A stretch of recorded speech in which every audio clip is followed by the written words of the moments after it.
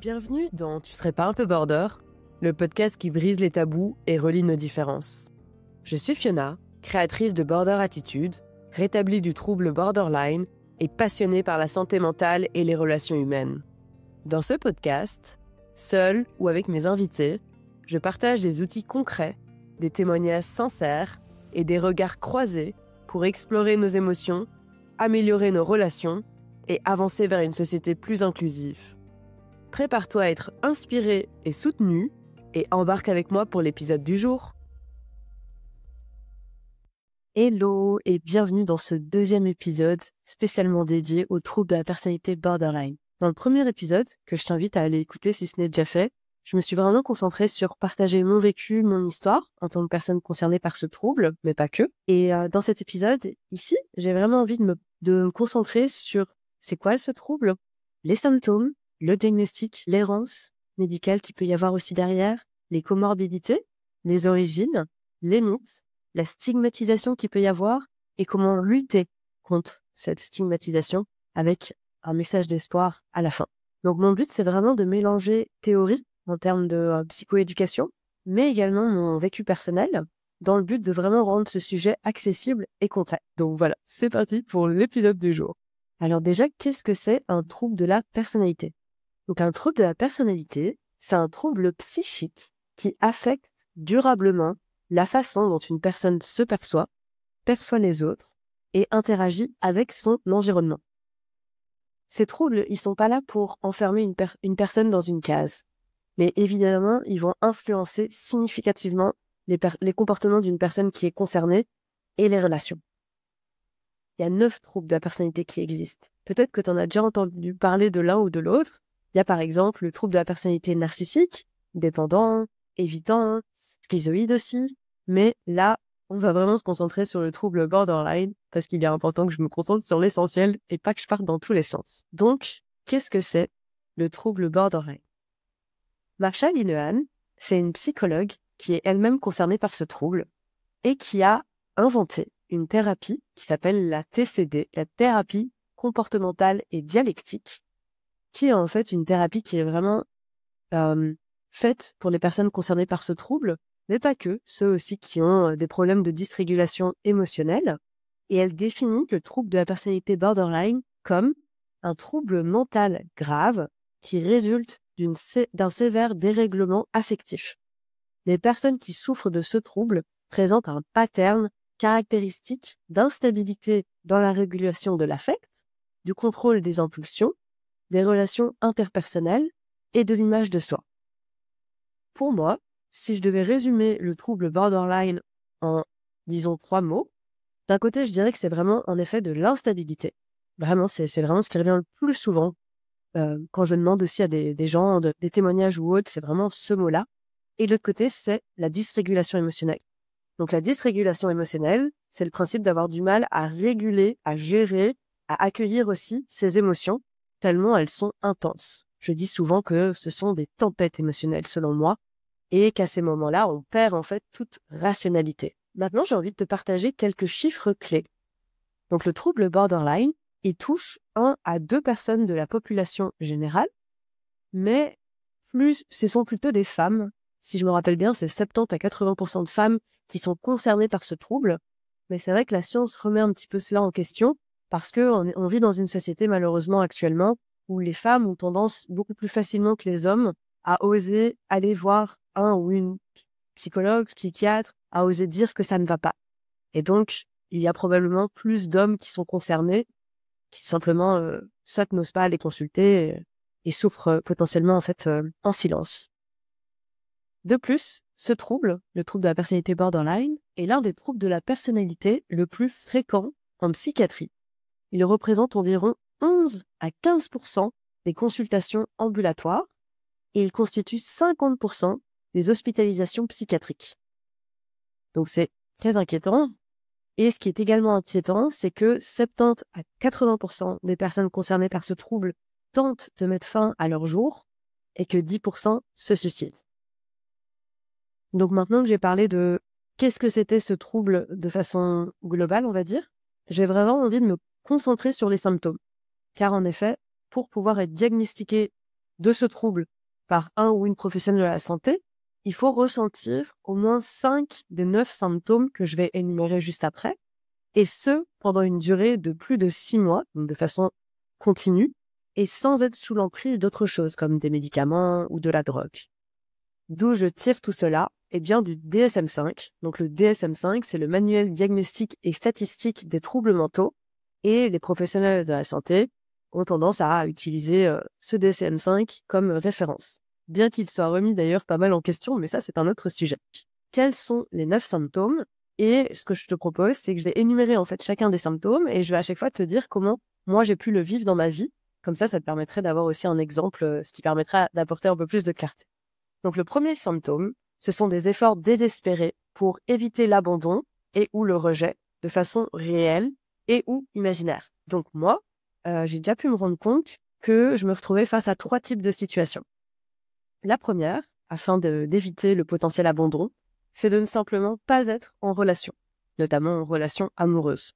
Pas de relation, pas de peur d'abandon, pas d'abandon potentiel. Ça fonctionne plutôt bien, mais c'est pas très chouette. Nous sommes tout de même des êtres de relation, et donc je trouve pas que ce soit la méthode la plus adaptée. La deuxième possibilité, c'est d'avoir toujours le besoin d'être rassuré. Donc c'est vraiment quelque chose que j'ai pu faire dans les relations, c'est de demander à l'autre, de faire des check-up. Est-ce que tu m'aimes vraiment? T'es sûr que tu vas pas me quitter? T'es sûr que tu ne veux pas rompre avec moi? Et en fait, c'est très toxique de parler de rupture alors qu'on est en couple. Et surtout, c'est très malsain et c'est en fait jamais assez. Parce que si je suis perpétuellement en quête d'être rassurée de façon extérieure à moi, je ne vais jamais réussir à savoir me rassurer et ce ne sera jamais assez. Et enfin, la troisième chose, c'est vraiment une tendance à anticiper l'abandon et donc rompre avant que potentiellement on rompe avec moi. Donc de nouveau, notamment en relation amoureuse, c'est vraiment la relation où en général on a tendance à être le plus activé quand on est concerné par un trouble borderline et où tous les symptômes ont tendance à d'autant plus se manifester. Et donc pour ma part, c'est quelque chose que j'ai déjà pu faire, c'est que j'avais vraiment du mal en fait avec le fait de ne pas être sûre que la relation va fonctionner, avec cette incertitude en fait. Et donc j'avais une tendance à observer un petit peu les faits et gestes de l'autre pour potentiellement rompre si besoin. Et donc c'est vrai que dans chacune de mes relations, je me suis toujours préparée à la rupture. Et donc lorsque plus d'une fois c'est arrivé que l'autre rompe avec moi, eh bien j'étais prête. Mais de nouveau, c'est pas hyper sain comme façon de fonctionner. Et c'est OK, hein. C'est important simplement d'en être conscient et consciente. Et ça nous amène au deuxième symptôme, qui est les relations instables et intenses qui ont une tendance à osciller entre idéalisation et dévalorisation.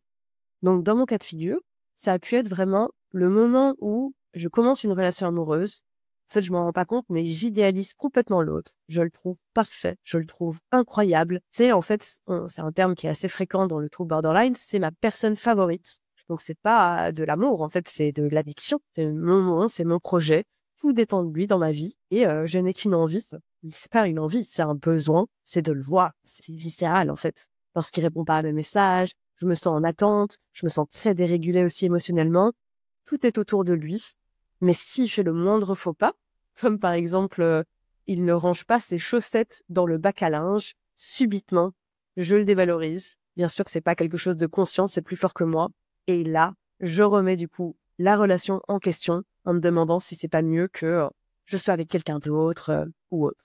Donc ça, c'était le deuxième symptôme. Le troisième symptôme, ce sont des changements rapides d'humeur. Donc en fait, il va y avoir vraiment une oscillation entre des émotions qui sont très intenses et très paradoxales, très atypiques, très dans l'autre spectre. Donc je peux passer par exemple de me sentir très puissante avec une joie extrême à non pas de la tristesse, mais vraiment du désespoir. J'ai l'impression que la vie ne mérite plus d'être vécue. Et pourquoi? Parce que il va y avoir une petite chose par exemple dans mon environnement, quelqu'un qui va me faire une petite remarque, qui va m'activer, ou moi je vais avoir une petite pensée intrusive, il en faut vraiment pas beaucoup pour que j'oscille d'une émotion très forte et très intense et très positive, ou très agréable plutôt, à une autre émotion qui est vécue comme une tempête émotionnelle, et ça peut osciller comme cela, d'un moment à l'autre, à quelques secondes ou quelques heures d'intervalle. Et l'émotion que je vais vivre peut ne durer que quelques heures. Et ensuite, en mettant en place du coup des outils adaptés, je peux, on va dire, redescendre pour être plus apaisé et plus stable. Et ça nous amène au quatrième point, au quatrième symptôme, qui est une image de soi instable. Donc ça va bien avec justement les changements d'humeur. En ayant des changements d'humeur aussi forts, je peux passer de je me sens incroyable, tout ce que je fais est incroyable, je suis tellement puissante, et même je peux me retrouver face à me sentir supérieure aux autres, à je ne mérite pas de vivre, tout ce que je fais c'est nul, ma vie est nulle, mes amis sont nuls, je suis nulle, pourquoi est-ce que je vis? Et donc, ces émotions étant si fortes, le symptôme suivant sont des comportements suicidaires et ou de l'automutilation. Donc, pour ma part, j'ai jamais tenté de me suicider, mais je me suis de nombreuses fois automutilée, il y a très longtemps. Et j'ai pu me rendre compte que je me suis automutilée pour plusieurs raisons. La première, c'est parce que c'était quelque chose de très intuitif, en fait. La douleur mentale était si forte que tout ce que j'ai trouvé à disposition, c'était de me faire du mal physiquement pour me concentrer sur cette douleur physique, tellement c'était dur et tellement c'était atroce dans ma tête. Il y avait aussi le fait que j'avais l'impression que je ne méritais pas de vivre, que je devais être punie d'exister, et que donc du coup, je devais me faire du mal pour ça. Et enfin, il y a aussi un petit peu semi-inconscient, semi-conscient, le fait d'avoir des marques en fait visibles sur mon corps pour espérer en fait être vu, être entendu, et c'était une forme d'appel à l'aide pour appeler mes proches en fait, pour leur dire je ne vais pas bien, aidez-moi, sortez-moi de tout ça, quoi. Le symptôme suivant, ce sont des sentiments persistants de vide. Donc il y a vraiment une sensation de sentir incomplet, d'exister mais pas complètement. Il y a quelque chose qui empêche d'être vraiment soi et d'être complet, d'où le pourquoi il y a une envie très extrême d'aller fusionner avec l'autre, notamment en relation amoureuse avec une personne favorite, parce qu'il y a un sentiment vraiment d'incomplétude. Et donc, ça nous amène au symptôme suivant, qui est de l'impulsivité dans des domaines à risque. Et donc là, ça va être vraiment une tendance aux addictions. Donc moi, personnellement, c'était vraiment l'alcool. Je me sentais incomplète et avec l'alcool, de façon temporaire, j'avais l'impression que subitement, tout allait mieux, c'était plus simple. Mais ça peut être aussi, pour ma part, ça a été de rouler assez vite en voiture. Ça peut être aussi d'acheter plein de vêtements. Donc voilà, des comportements vraiment impulsifs pour se sentir vivre. Il va y avoir aussi une colère très intense et disproportionnée, et ou une difficulté à gérer cette colère. Donc moi, je le sentais vraiment comme quelque chose qui me prenait en moi et qui était si fort que j'ai pu dire des choses atroces, notamment dans mes relations amoureuses, lorsque ça n'allait pas. Et où vraiment c'était tellement fort, je me sentais comme une vipère, c'était comme si ce qui sortait de moi c'était du venin, et au moment même je le pensais. En plus c'est ça le pire, c'est que ce que je disais, comme par exemple dire à un copain que ce n'est qu'un incapable, je le pensais au moment T. Et c'est ça qui est dur quand on a un trouble borderline, c'est que ça nous prend tellement fort, c'est quelque chose de tellement émotionnel, on perd toute rationalité, que sur le moment il y a une perte de temporalité et on a l'impression que ce qu'on vit là, en ce moment, ça va être pour toujours. Ça va être pour toute la vie. Et c'est tellement désagréable que c'est un peu l'envie de faire tout et n'importe quoi pour ne plus ressentir. C'est trop dur à accueillir comme émotion, c'est trop intense. Et ça nous amène du coup au dernier symptôme, qui sont de la dissociation et ou des pensées paranoïaques en cas de stress. Donc les pensées paranoïaques, c'est se sentir en fait parano. Donc pour ma part, moi, ça a déjà pu être notamment dans des supermarchés quand il y a beaucoup de bruit, il y a beaucoup de monde, c'est très intense, c'est très stimulant. C'est une peur d'être dévisagé. C'est la sensation d'avoir fait quelque chose de mal et qu'en fait tout le monde le sait ici. Je suis prise par une émotion de honte qui est très fréquente quand on est concerné par le trouble borderline, et c'est vraiment la sensation qu'on va à un moment me pointer du doigt et me dire « Toi, tu ne mérites pas d'exister, tu devrais aller te tuer ». Et c'est vraiment des moments qui sont présents lorsque je me sentais particulièrement en insécurité. Et donc, avec le temps, j'ai appris à me dire que, OK, quand je ressens ça, je dois aller dans ma bulle, je dois me mettre dans un endroit en sécurité. Et donc, j'ai parlé des pensées paranoïaques, mais il y a également la dissociation. Donc, la dissociation, c'est un mécanisme de protection qui intervient lorsque le système nerveux se sent plutôt particulièrement en danger. Et donc, lorsque j'étais face à de la dissociation, ça allait se manifester de plusieurs façons, soit et ou de la déréalisation. Donc là, c'est le sentiment de se sentir un peu comme en dehors de la réalité. Donc j'avais et j'ai encore le sentiment de regarder la vie, l'extérieur, l'environnement à travers une caméra. Comme si c'est un film en fait. Et que du coup, ça m'atteint pas complètement. Et donc s'il se passe quelque chose de profondément insécurisant, eh bien, je ne le vis qu'à moitié. Et donc, c'est un petit peu sécurisant. Ça, c'est la déréalisation. De l'autre côté, il y a la dépersonnalisation. C'est similaire dans le sens où c'est un état de protection, mais cette fois-ci, c'est la sensation d'être en dehors de son propre corps. Donc, c'est vraiment avoir la sensation que je flotte un petit peu dans l'environnement pour me protéger, en fait, de mon propre corps que je vis comme étant insécurisant. Donc, pour ma part, j'ai été quelques fois concernée par la dépersonnalisation, très peu, et aujourd'hui, je me sens vraiment très en sécurité dans mon corps, grâce à plein d'outils que j'aurai l'occasion de partager dans un futur épisode, le prochain, sur la dysrégulation émotionnelle et les outils pour apprendre à être mieux régulé. Et de l'autre côté, donc je disais, moi j'ai été beaucoup concernée et je suis encore beaucoup concernée par la déréalisation. Et en fait, c'est vraiment mon système nerveux qui me protège pour moins ressentir aussi les émotions, moins ressentir en fait surtout l'environnement que avec tout ce que j'ai pu vivre dans ma vie, je vis comme traumatisant en fait et comme fondamentalement insécurisant. Donc là, on a parlé des 9 symptômes. Comme je disais, pour pouvoir être concerné par le trouble borderline, il faut ressentir au moins 5 des 9 symptômes. Et pour cela, c'est important de passer par un diagnostic. Parce que c'est chouette de se reconnaître dans certaines choses et c'est déjà bien pour oser aller ensuite voir un professionnel de la santé. Mais il peut y avoir un gros effet de Barnum où on peut facilement s'assimiler avec certains symptômes, etc. Mais le mieux est vraiment d'aller consulter. Et en effet, pour ma part, tous ces symptômes, ils se sont vraiment manifestés du jour au lendemain lorsque j'avais 18 ans. Et j'ai d'abord été diagnostiquée d'un trouble anxieux généralisé. Ensuite, j'ai fait des tests et j'ai su que j'étais HPI, donc haut potentiel intellectuel. Et par la suite, en fait, je pensais être concernée par un TDAH. Donc ça, j'en parle plus en détail dans le premier épisode. Donc un trouble du déficit de l'attention avec hyperactivité. Et j'ai consulté une neuropsychologue. Et c'est elle, en fait, qui m'a émis l'hypothèse du trouble borderline. Donc si j'avais pas été faire le diagnostic que je voulais de TDAH, je ne serais pas là en train de faire cet épisode de podcast. C'est pour ça que selon moi, c'est vraiment hyper important d'aller se faire diagnostiquer parce que les erreurs sont hyper fréquentes, en fait. Et pourquoi est-ce que les erreurs sont fréquentes? Eh bien, parce qu'il peut y avoir beaucoup de comorbidités. Donc, c'est quoi une comorbidité? C'est la présence simultanée de plusieurs troubles psychiques chez une personne. Et donc, comme ces troubles, ils peuvent interagir entre eux, c'est ça qui peut compliquer le diagnostic et la prise en charge, évidemment, et qui peut du coup générer une grosse errance pendant des années. Pour ma part, moi, ça a été pendant plus de 10 ans, en fait. Et donc, qu'est-ce qu'on a comme comorbidités qui sont assez fréquentes avec le trouble borderline? Il y en a beaucoup. Donc, il y a par exemple les troubles de l'humeur, comme la dépression et la bipolarité. Beaucoup de professionnels de la santé confondent trouble de la personnalité borderline et trouble bipolaire. D'ailleurs, la neuropsychologue que j'ai vue s'est posé la question de est-ce que je ne serais pas plutôt concernée par un trouble bipolaire.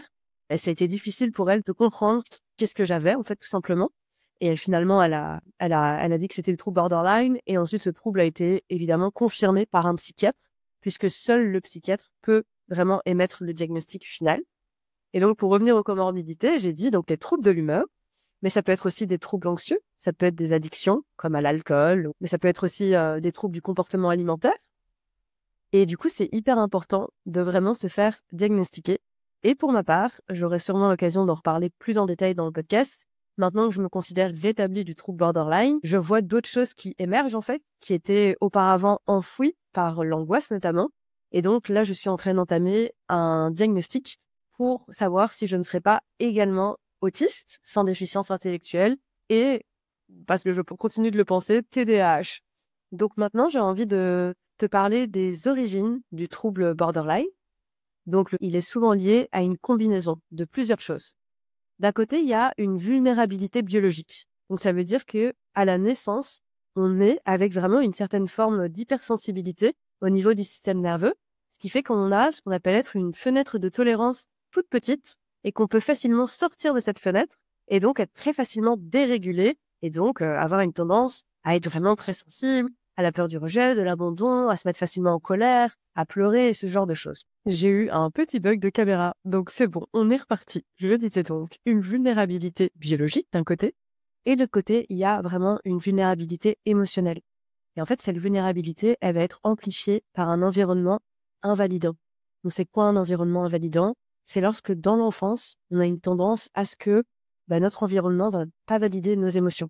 Dire des choses comme mais non, arrête de pleurer, tu es trop intense, tu es capricieux ou capricieuse, ce genre de choses.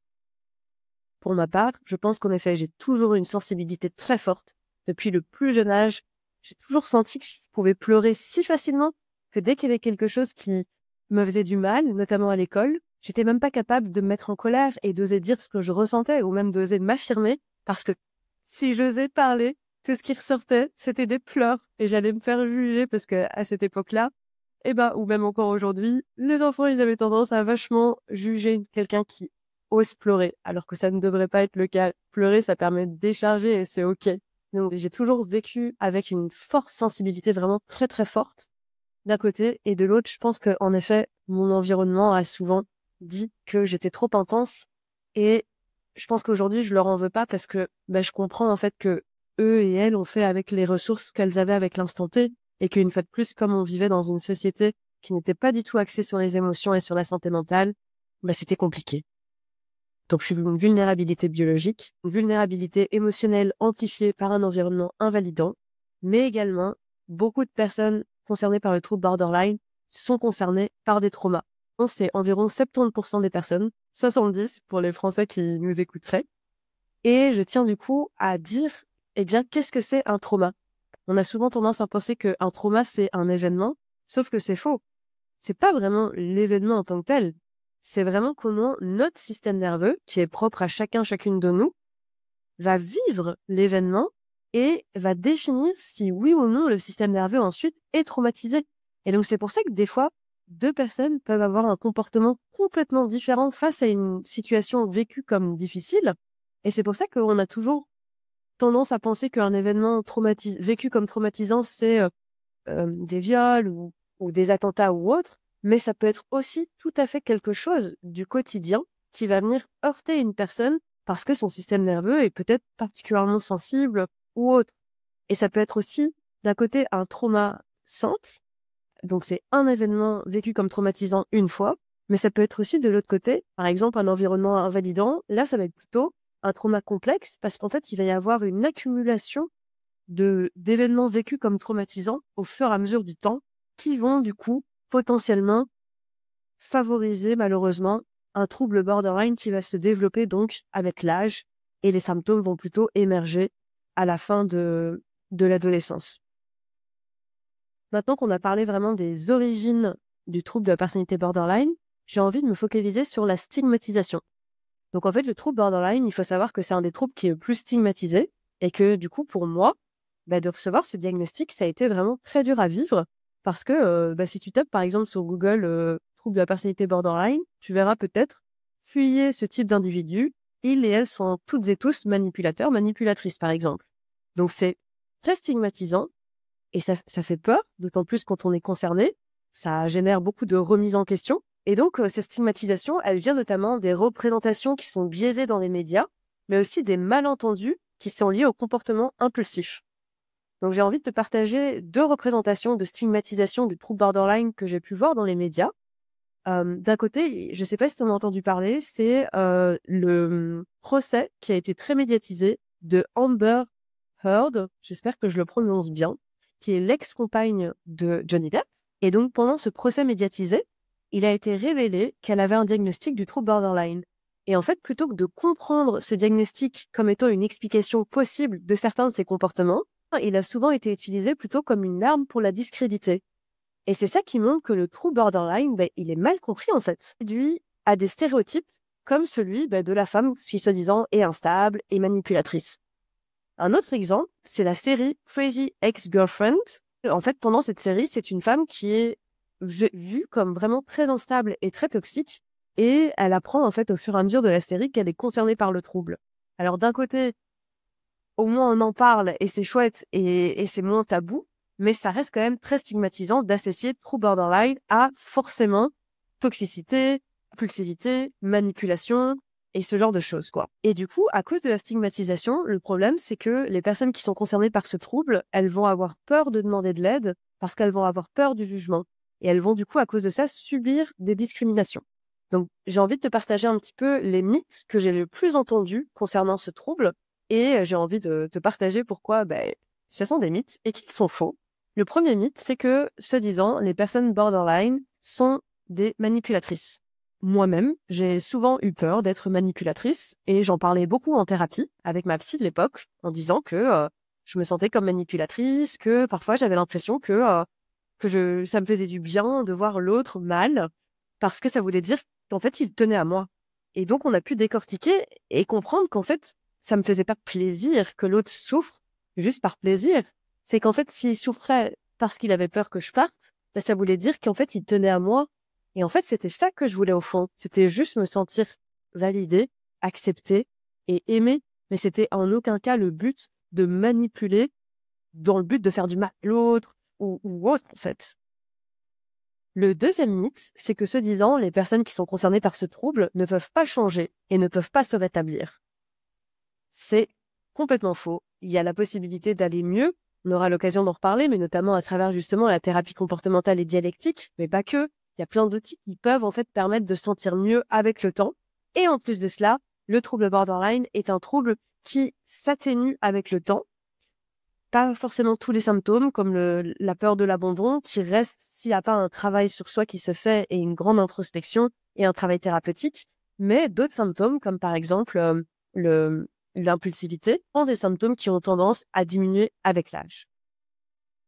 Un autre mythe que j'ai déjà pu entendre, c'est que c'est un trouble qui est uniquement causé par le trauma. On l'a vu tout à l'heure, qu'en effet, 70% des personnes, 70, sont également concernées des traumas, mais pas toutes et tous. Et enfin, ce que j'ai pu entendre, the best, les borderline sont dangereuses. De nouveau, c'est complètement faux. Ce mythe, il vient vraiment de caricatures dans les médias, mais en réalité, les personnes qui sont concernées par ce trouble ont une profonde terreur et les personnes à qui elles font le plus de mal, en général, c'est plutôt à elles-mêmes. Donc, comment est-ce qu'on peut lutter contre la stigmatisation?